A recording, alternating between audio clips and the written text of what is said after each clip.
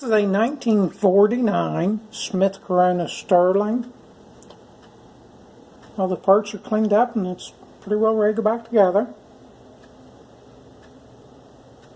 New felt for the key basket, of course, and new felt for the soundproofing.